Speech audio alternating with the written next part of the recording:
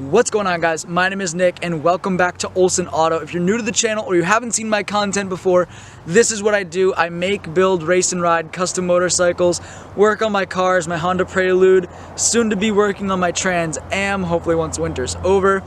Basically, this is what I do, and I'm going to be starting a lot more racing content next year. So if you guys are interested in any of that, be sure to hit the subscribe button and the notification bell so that you don't miss out on a single video. I upload Monday, Wednesday, and Friday, so if you guys want to know, now you know. But with that out of the way, in this folder, I have all of the papers for my 1994 CBR600 F2. If you haven't seen the reveal video, click the card in the upper right hand corner. It'll take you guys to that. Nice cinematics. We're back at the same location. We're here with the same bike, and I'm going to be going over how much it cost me to build this bike, not including labor because I did it all myself, and basically what I put into it for parts, price-wise, and how hard it was to do. I'm going to try to make this one fast because I know you guys don't want to watch a crazy long video about me talking about numbers. This isn't an accounting class, this is me talking about how much money I wasted on my hoopty, but let's just get right into it. I originally bought this bike for $700 on the side of the road shortly after my dad mentioned that he saw it for sale. There's a truck coming, so I gotta get out of the road. So like I said, guys, I bought the bike for $700, which was a deal. He was asking $12, paid $7. And he claims the only thing it needed were fork seals, but obviously when fork seals go bad, the oil leaks onto the tire and brakes. So I knew that I needed a set of tires in addition to front brake pads as well. So I sort of factored that into the cost when I bought the bike. I also knew the bike needed fairings, and I knew those would be a bit expensive. However, I didn't realize how much I would actually end up spending. But we're gonna break that down in just a second. That's what it looked like when I first bought it. It wasn't exactly a looker. Certainly didn't look good, certainly didn't sound good. That old Vance and Hines sounded terrible. So now we have the new exhaust, all those fun stuff. So let's break it down. How much did it cost to get this bike running in tip-top shape? And then how much did it cost to make it look good? So, like I said, one of the first things I had to do was fork seals. And since one of my damping rods, or the cartridges, was actually messed up inside the fork, it was very springy, it was blown out, I had to buy an entire new fork. That cost about 60 bucks. The fork seals themselves were only $20 or so pretty cheap there, and then you have to buy the fork oil. And I actually ended up paying a shop to help me diagnose the fork. I've never worked deep into fork suspension before, so I wasn't sure what was going on with the fork. Had him diagnose it, and I had him rebuild the fork to make sure it was perfect. I usually don't send my bike out to shops. That was the one time I had to send out the forks. That ended up costing me about $228 to do. Wasn't too bad. He did a great job on the forks, and then I ended up repainting the bottom half. So, fork seals were $228. A bunch of other miscellaneous things that I'm just gonna blast through. We have the throttle tube, was about $4. I got a new key for it since it only came with one for, again, about $3. I did a full oil change using the Bel-Ray 10W40 synthetic motorcycle oil. It's about 40 bucks.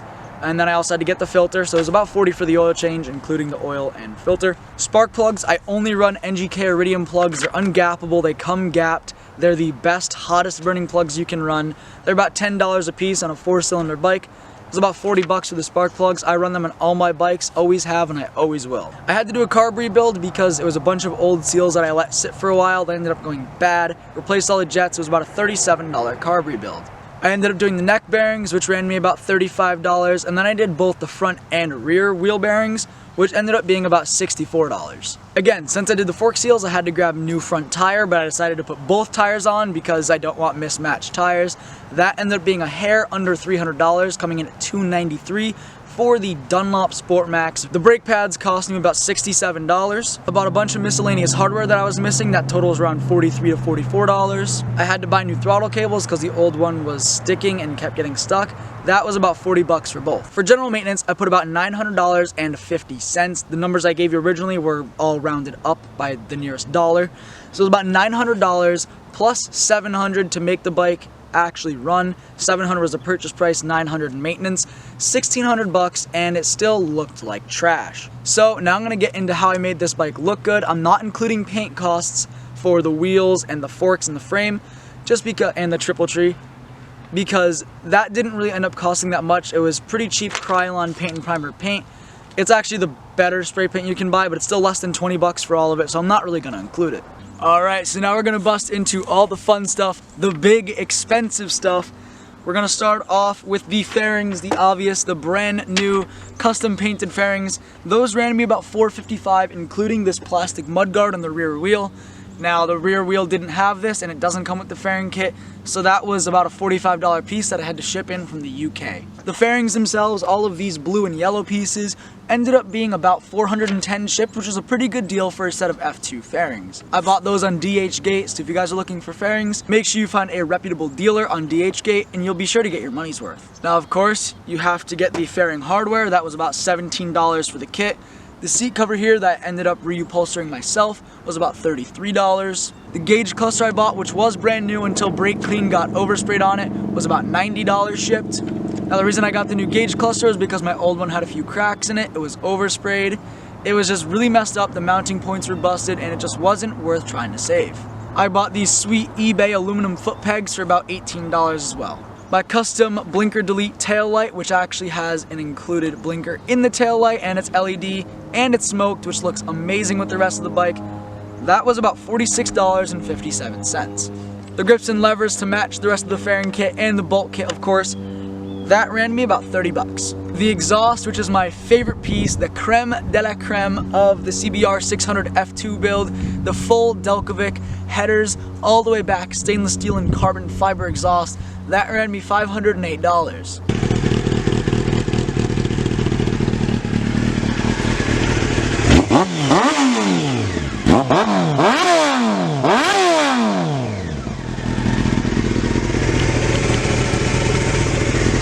Now that's also not counting the $20 or so I had to spend on head studs, or exhaust studs rather, because the studs ended up snapping off in the block. I also put on a new chain and sprocket kit because the old chain was super worn, and then I bought a new chain, but the new chain didn't actually fit. So it didn't fit the old sprocket, so I ended up buying the Vortex kit, stock gearing. I haven't messed with that yet. That ran me a hair under $200, coming in at $196 for that. All of these fun, go fast, and look good parts that I didn't technically need ended up costing me about $1,397.70. Now I did need the chain admittedly, so I guess it's a little bit how you view it, and it was missing a lot of fairings, but I definitely didn't need a new exhaust. The old one was decent, although it was a little bent from being in an accident, which made it block the drain plug. Super inconvenient, so to do an oil change I had to drop the header and the exhaust, and then it broke off in the head, and then I got upset, and then I impulse bought a new exhaust. But let me tell you, this is the best sounding CBR I've ever heard. That might be a little biased considering it's my bike, but what are you gonna do? So here is the big moment. The total for how much I have into the CBR600 F2. It's a 1994, which is the facelift model F2 where I got the better forks. The total value, all of the money that I've spent to make this bike as cool as it is, $2,994.20. I put 3 times what I paid into this bike back into it.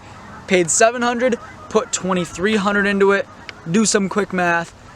I spent a lot of money on parts. Now that being said, I'm not done with this bike. Absolutely not. I still want to get new mirrors. I still want to touch a few things up. Maybe get different tires that are grippier. I'm not sure yet. I love these tires. They're amazing. Don't get me wrong. But if I ever get the money down the road, it wouldn't hurt to change out a few things. I still have to fix the fitment on some of the fairings. As you guys can see, some of these panel gaps aren't exactly desirable. The bike looks amazing. It rides amazing. It runs great. I have no complaints, but it could definitely still use some minor tweaking. If you guys are looking to start a project bike like this is my definition of over the top. I did not cut a single corner with this bike.